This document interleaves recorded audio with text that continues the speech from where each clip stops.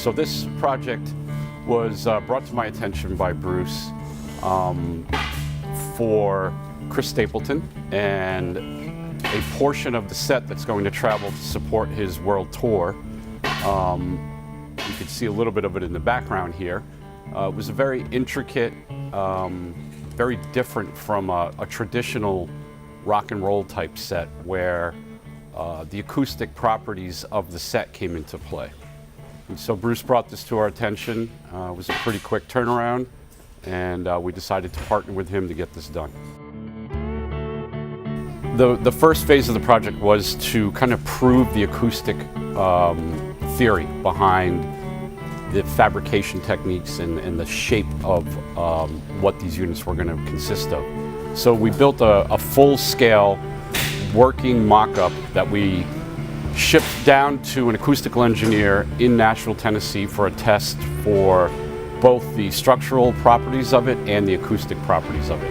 And it proved itself to work out to meet both of that criteria.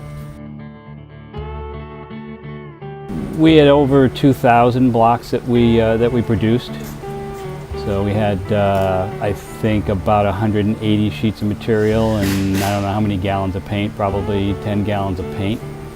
So it was a lot of material. For this project especially, we had a super tight deadline, and with just so many different components that we had to put together, it was really important for us to keep moving forward on it. The new ones, the ones that are going on tour, are gunmetal gray. It's a latex paint. They just sat here for 3 or 4 days, or however long it was, and just painted each individual one, and they set them on the floor, and then when they were all done with that and they were dried, then we started assembling. For a project of this size, there were multiple vendors involved. We were one of 2 major staging companies that were fabricating components.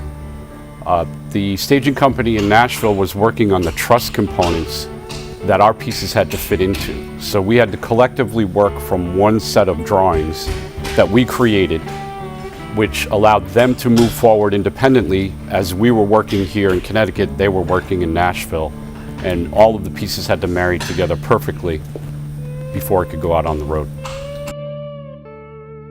So at the end, everything came together really well. Everyone is extremely happy. It's doing really well on tour, and we look forward to future work with them.